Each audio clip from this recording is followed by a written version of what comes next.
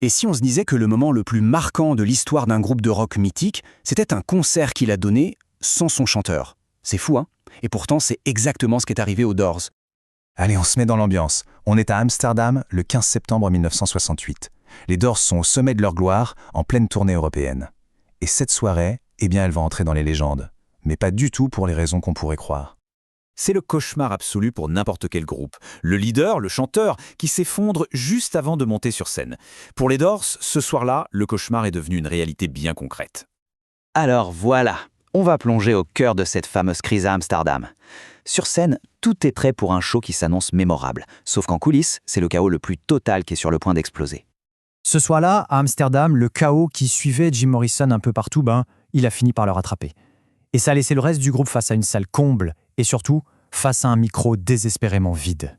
Mais attendez, pour vraiment comprendre comment on a pu en arriver là, il faut d'abord s'intéresser à l'homme au centre de la tempête, Jim Morrison. Et croyez-moi, c'est un personnage bien plus complexe que la simple icône rock'n'roll qu'on connaît. Morrison, c'était un véritable paradoxe sur pattes.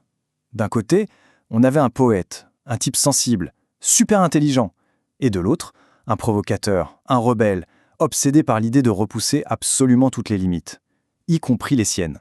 Pour saisir sa pensée, il suffit de jeter un œil à sa bibliothèque. Adolescent, Morrison, il ne lisait pas des BD, non. Lui, c'était les poètes maudits comme Rimbaud, les philosophes comme Nietzsche.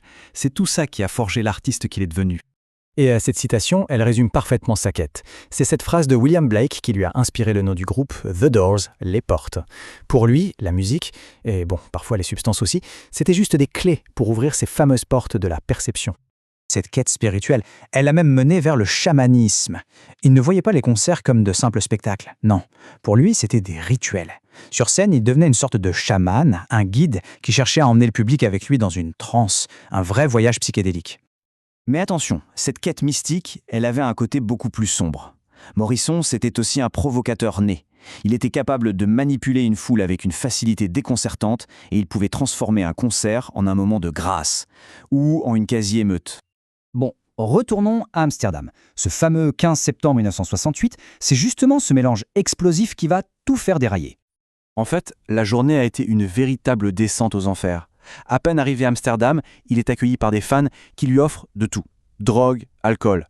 Fidèle à sa réputation, il consomme tout, sur le champ. Le soir, pendant le concert de Jefferson Airplane, il monte sur scène et se lance dans une danse complètement frénétique avant de s'effondrer en coulisses, inconscient. Morrison est donc emmené d'urgence à l'hôpital. Le groupe, lui, se retrouve face à un dilemme monumental. Annuler le concert ou tenter quelque chose de complètement fou. C'est là que le manager de la tournée, Vince Striner, prend une décision hyper courageuse. Il monte sur scène, il annonce la nouvelle au public et il leur laisse un choix radical. Soit c'est remboursement pour tout le monde et on rentre à la maison, soit on assiste à un concert des Doors, mais sans Jim Morrison. Et là, c'est le coup de théâtre. La réponse de la foule est unanime, assourdissante.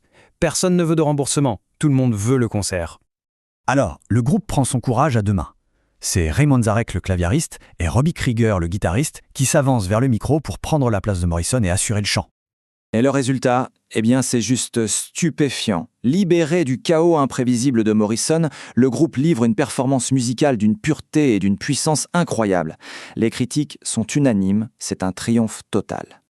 Ce succès inattendu aurait pu être un véritable électrochoc, un signal d'alarme. Mais malheureusement, l'histoire a pris une toute autre direction. L'ironie de la situation est terrible. Imaginez un peu. Le lendemain, depuis son lit d'hôpital, Jim Morrison découvre dans les journaux les critiques dithyrambiques du concert qu'il vient de manquer. Le choc a dû être absolument immense. Sauf que cet avertissement, il va être complètement ignoré. L'incident d'Amsterdam est vite classé comme une simple anecdote, et la spirale infernale continue. L'alcool devient son pire démon, ça le pousse à fuir ses problèmes avec la justice américaine pour s'exiler à Paris, où sa chute s'achèvera de la façon la plus tragique qui soit. Il y a une anecdote terrible qui illustre bien l'ampleur du désastre. À la fin de sa vie, invité à un petit déjeuner après une nuit d'Excel, alors que tout le monde commande des croissants, Jim, lui, il commande une bouteille de bourbon à 11h du matin. Et c'est peut-être ça, toute la tragédie de l'histoire. Car au fond, Morrison ne voulait pas être une rockstar. Lui, il voulait être poète. La musique, ce n'était qu'un véhicule pour faire entendre ses mots. Au final, c'est la grande question qui reste en suspens. L'histoire de Jim Morrison est celle d'un artiste qui a réussi, envers et contre tout, à faire entendre sa voix. Ou est-ce plutôt celle d'un homme qui s'est retrouvé complètement piégé et finalement détruit par sa propre légende.